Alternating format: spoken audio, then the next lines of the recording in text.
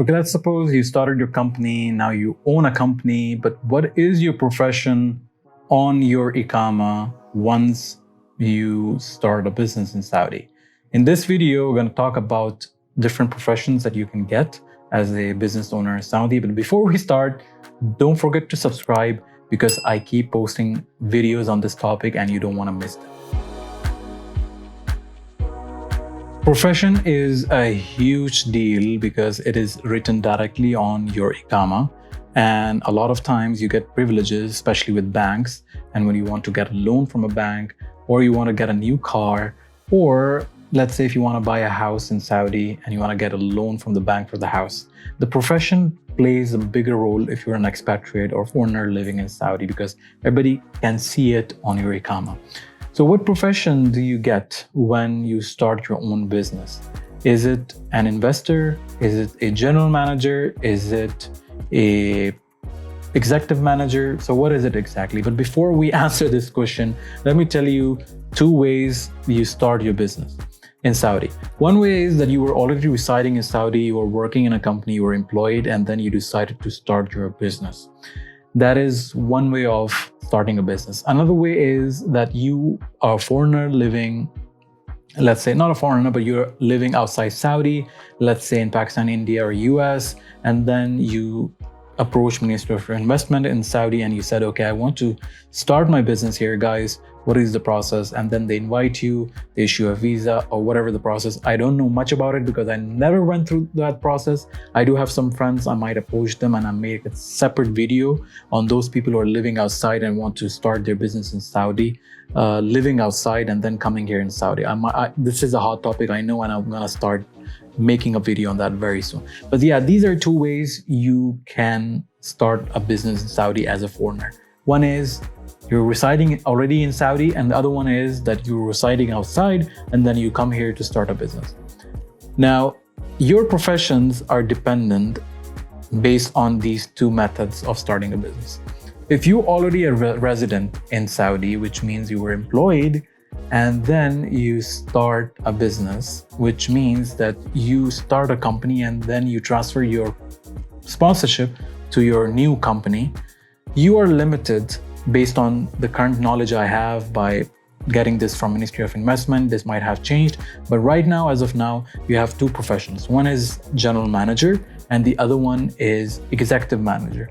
These are pretty much the same, but inside your company, you can have 2 guys, one the general manager and the other one executive manager. I don't know exactly what are the difference in powers, like what are the difference in authorities, but I believe general manager has the ultimate authority. I believe so. Or maybe the executive manager is the ultimate authority, but I don't know exactly because my question to Ministry of Investment was that can I make someone as a general manager if I'm the already general manager? And they said you can make someone as a general manager and then you become an executive manager. But let's find out on Google what Google says if we search executive manager versus general manager.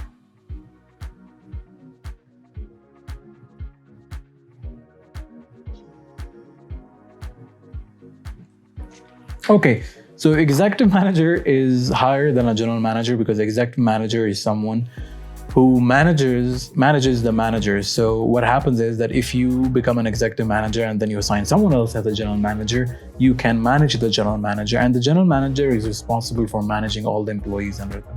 All right. I, as a company owner here, I became a general manager. Don't ask me why, because that's how they told me to do so. I didn't know about executive manager. And honestly, I don't know what difference it makes if I become an executive manager. I believe if I assign someone else as a general manager, if I hire someone else to manage the whole company and all the employees, and I just, by the end of every month, I hope I get to that point where I don't have to deal with anyone else except that, okay, how much money I have to get out of the business. And I just approach the general manager that, okay, how much sales we made. I hope I reach that point very soon. But till then, right now, I'm only a general manager. I have to deal with all the clients and all the employees in the company. It's an honor, but it becomes a hassle too. So yeah, I hope I become an executive manager very soon. So yeah, that's the difference between executive manager and general manager. And if you are coming from outside, the profession you get is an investor. Okay, you then hire a general manager as an investor. And what happens is that on your Iqama, the profession is investor, or most famously known as Mustasmir. As a general manager and an executive manager, I'm sure that you have to pay the Ministry of Labor fees, which is almost 10,000 riyals, depending on how many Saudis you have under your company. You have to pay that amount annually for yourself. As an investor, I don't know yet. I still have to confirm if you also have to pay that much amount to Ministry of Labor. My guess is that you don't have to pay that because you are an investor. You're not an employee of your company yet. You hire employees and you pay that fees for your employees. But as a general manager, you are the owner of the company in the documents of the company, but you're also the employee of your company as a general manager. That's why you have to pay for the Ministry of Labor annual fees, which is 10, as I mentioned before, 10,000 riyal every year.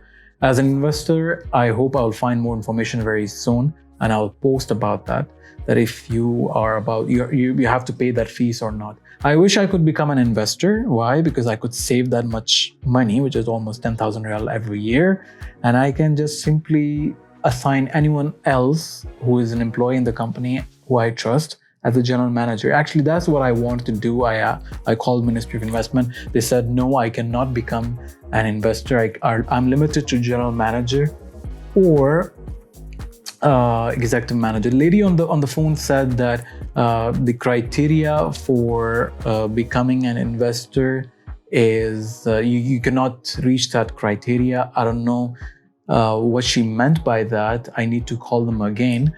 I don't know if she was saying it from a financial perspective, or if she was saying from a financial perspective, that would be very humiliating for me. But I hope she is saying it that she means that I cannot convert my existing profession, because I might have to cancel everything, go back, and then start from scratch in order to become an investor. Maybe that's what she meant. But God knows, I think I need to confirm that again. And so yeah, I hope this was informational. I tried to make it as informational as possible. Don't forget to watch my other videos. Don't forget to subscribe, guys, because this information is so rare, and I'm probably the first one posting about these topics on YouTube. I think so. Others are posting about it, but those are not that deep and informational, and I'm posting this for free.